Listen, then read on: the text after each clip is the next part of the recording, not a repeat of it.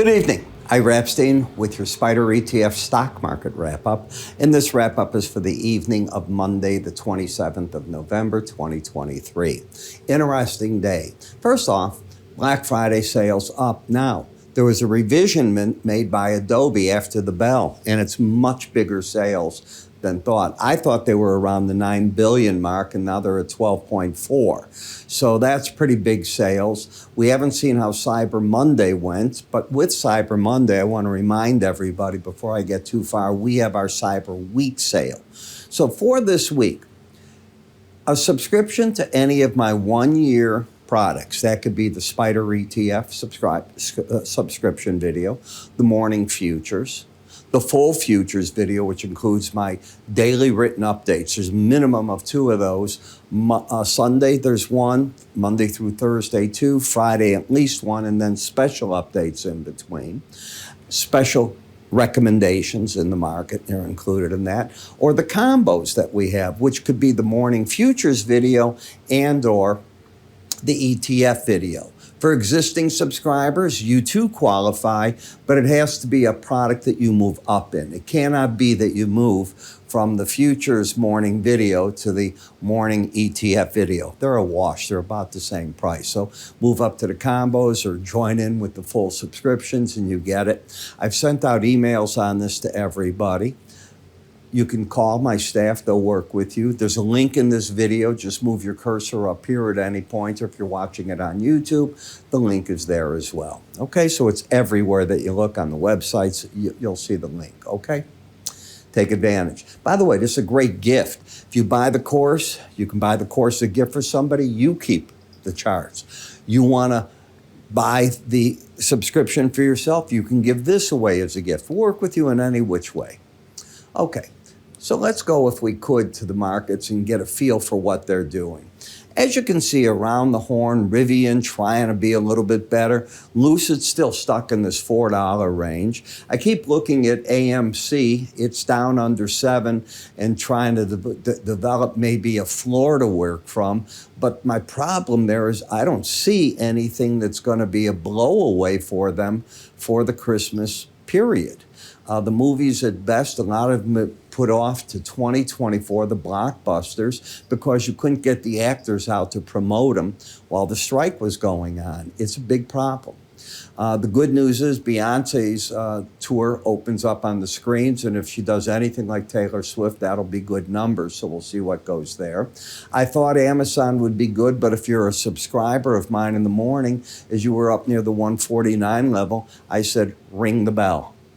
Said, we got what we wanted, ring the bell. And the market from there is about $1.50 lower, as you could see.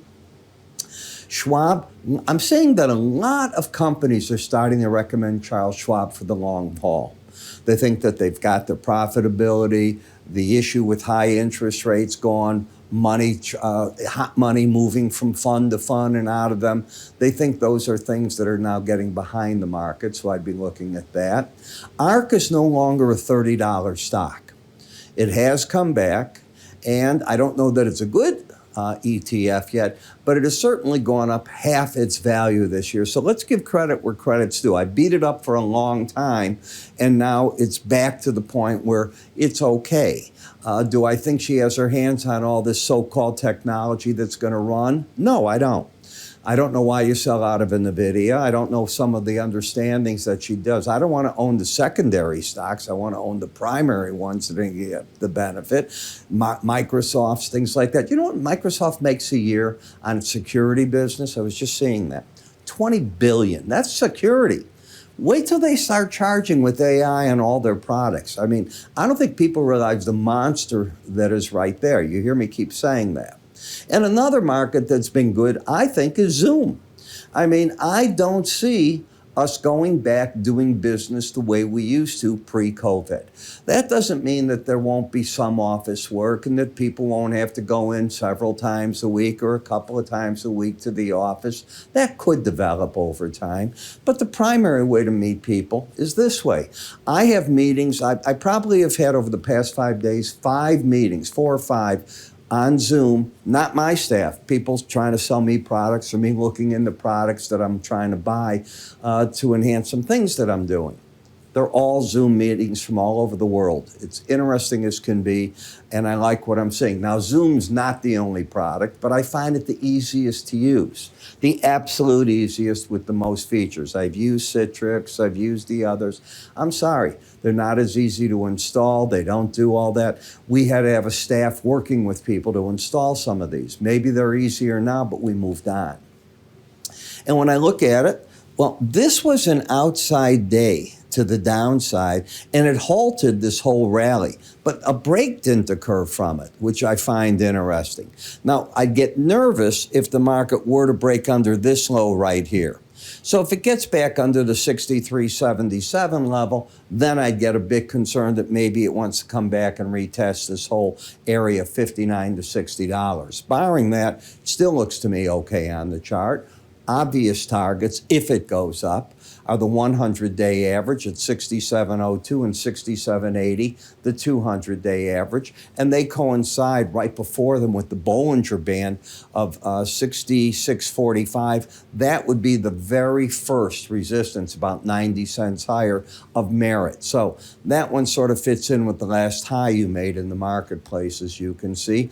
And the slow stochastic is overbought. So no, it is not screaming, come buy me. It is screaming, you've had a nice run, could be a little bit of profit taking that starts to show up. In Rivian, the question is it building a base to work from? That's how I'm viewing it. When I see this pattern develop in a market, I am excited because something's going to happen. Either it's a major top, you break out of the bottom. Yes, you can go down. $12 is not out of the question. Break out of the top here. Why can't you be looking back at the $18 to $20 area? This is building its power. Think of it as a spring in a pipe, and you're twisting it, and that's what this price action is as it's moving on with that. In the gasoline fund, as I told you over the weekend, it was a pleasure to go to Indiana for the holidays, but I was looking at how cheap fuel is, and it's dirt cheap. You can't go by Chicago prices because we are a broke city in many ways. Financially, for sure. And the taxes never end here. We got to be one of the highest tax cities in America. It is not a good place to live because of that. And you look at fuel, you cross the border in Indiana, it's $1 cheaper. That's an awful lot. Indiana's not far from here. You'll get people in Chicago, they'll say, I got nothing to do, I'll take a drive. The casinos are right over the border, and we're talking 25 minutes away. And they will fill their cars up. All the service stations are jammed as soon as you cross the border because of it. When you look at XLF, higher lows, higher highs, embedded reading, I like this market still. If you break down to the support levels, the problem is you break the uptrend. So I feel I'm late in the move if I tell people to buy it here. From here, where can you go? Maybe $35.91, 70 cents higher. That's where the upper Bollinger Band is. Not the place to be right now. In XLI, another embedded reading. This is a theme you're seeing. So if you take the Enhanced Bollinger Band course, which you can get for free, by the way, some of my subscriptions only run about $140. The courses alone, the Enhanced Bollinger Band or the Outside Day course, are $120 a piece, basically. So you're getting them for free for the price of the subscription. Something to think about. But you're embedded. Until you lose that, as you pull back support, one of the things that always bothers me is the first challenge of major moving averages typically stops the market. Notice I even paused here. Then you went through it and you went up to the Bollinger Band. And from there, yes, you have cleared that by a little bit, but you haven't run away from it. You had a bullish crossover just now. Notice how the 18 got over the 200, and it did force the market into a new high.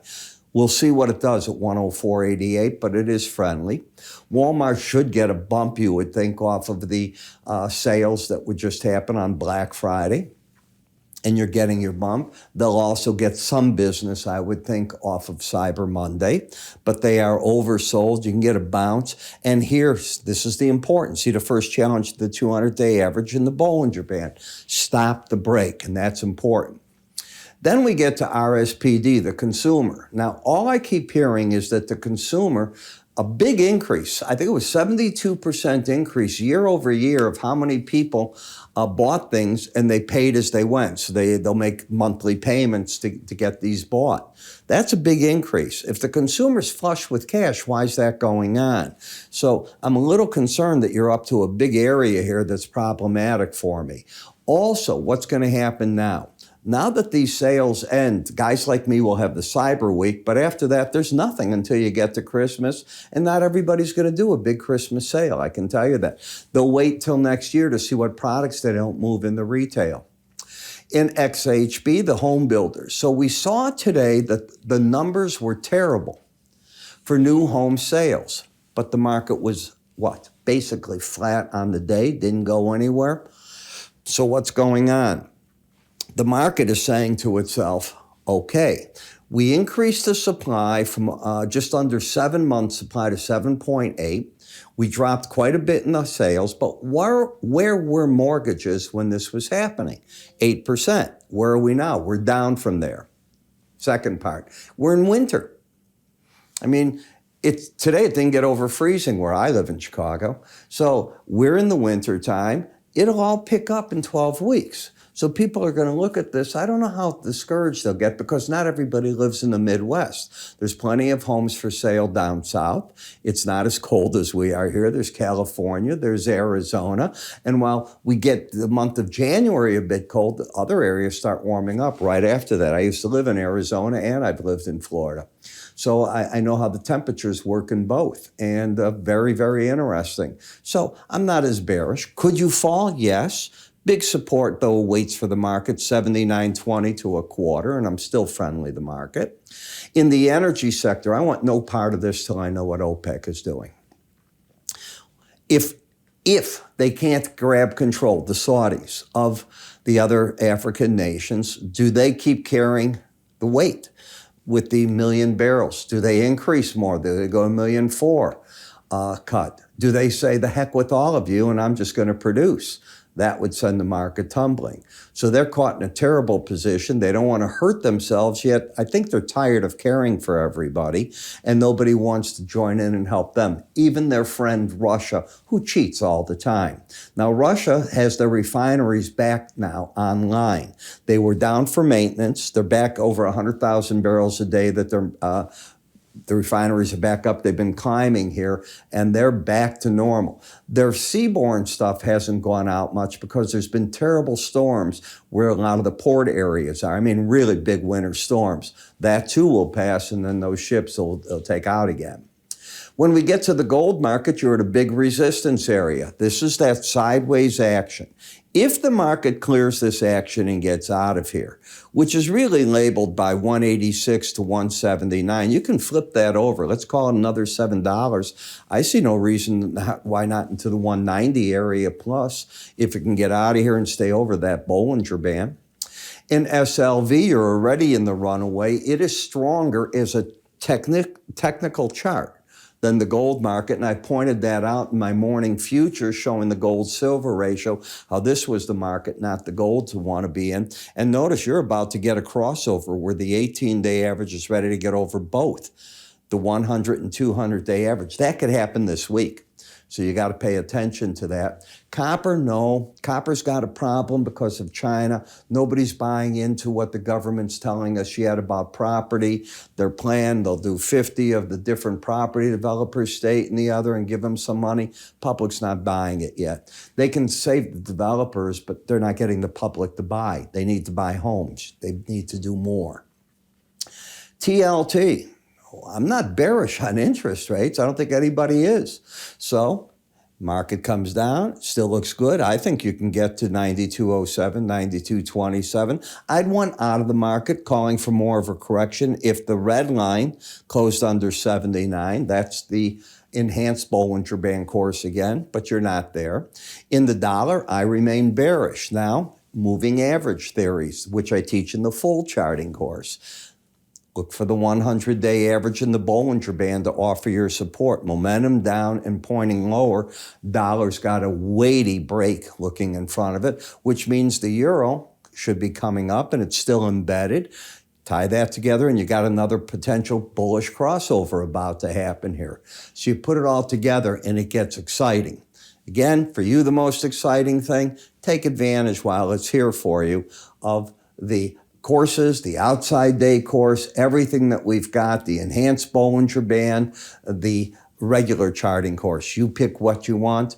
Again, move your cursor to the top. You can take a look on our website. There's links, and you can also take a look, if you will, on YouTube. There's areas there for you to click as well. At the last part, if you can't find anything, I did an email to everybody that I have an email for. Call my staff. They'll get you set up. I'm Ira. You have a good evening. See you tomorrow.